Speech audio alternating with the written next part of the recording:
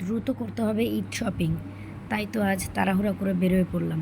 Hello everyone, আসসালামু আলাইকুম। এই যে খুব শীঘ্রই ঈদ চলে আসছে, যার কারণে হচ্ছে অবশ্যই ঈদ শপিং করতে হবে। নিজেরটা না হয় কিছুদিন পরে হোক, বাট বাচ্চাদের ঈদ শপিং তো আগে আগে করে দিতে হয়। রূপন্তী তাকে তার ইচ্ছে মতো ঈদ শপিং করে দিতে হবে। আমরা বের হয়ে গেছি ঈদ শপিং করার জন্য। সো এভাবে রাস্তার মধ্যে দাঁড়িয়ে আছে গাড়ির জন্য। আর রূপন্তী হচ্ছে রাস্তার পাশে এটা সেটা দেখে সবসময় বায়না করে, এটা কিনবে সেটা কিনবে। যাই হোক, বাচ্চারা তো এই ধরনের বায়না করবে, তা নয়তো তারা বাচ্চা তো আর না। সো আমরা চলে যাচ্ছি ঈদ শপিং করার জন্য। এই যে চলে আসছি আমরা শপিং মলে। এখান থেকে হচ্ছে রূপন্তীর জুতা সংগ্রহ করার জন্য এসেছি।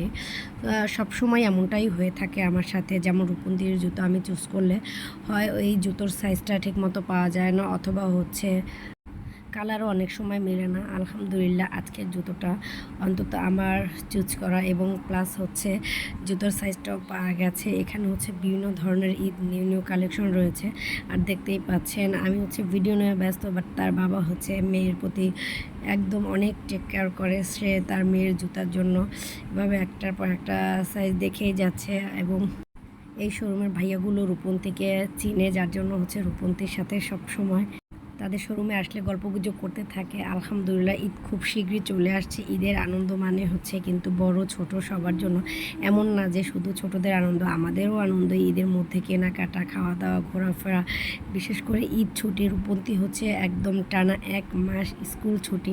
এই আনন্দের সে তো মহা খুশি। সো আমি আমার মেয়ের খুশির জন্য আমিও খুশি হয়ে গেছি। সে হচ্ছে খুবই খুশি, তার জুতো সে চুজ করে ফেলছে। এর জন্য হচ্ছে সে আমার ভিডিওতে এসে আমাকে সহযোগিতা করতেছে। আপনারা অনেকেই বলে থাকেন রূপন্তী নাকি আমার মতো দেখতে হয়েছে, বাট আসলে সম্পূর্ণ যে আমার মতোই দেখতে হয়েছে এমনটা না। সে কিন্তু তার বাবার মতো দেখতে হয়েছে, প্লাস হচ্ছে বাবার অনেক অভ্যাস পেয়েছে।